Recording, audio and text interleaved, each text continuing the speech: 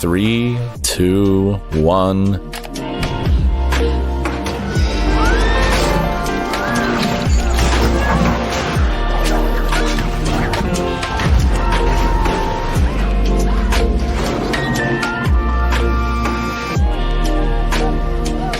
Hit the like button and we're moving on.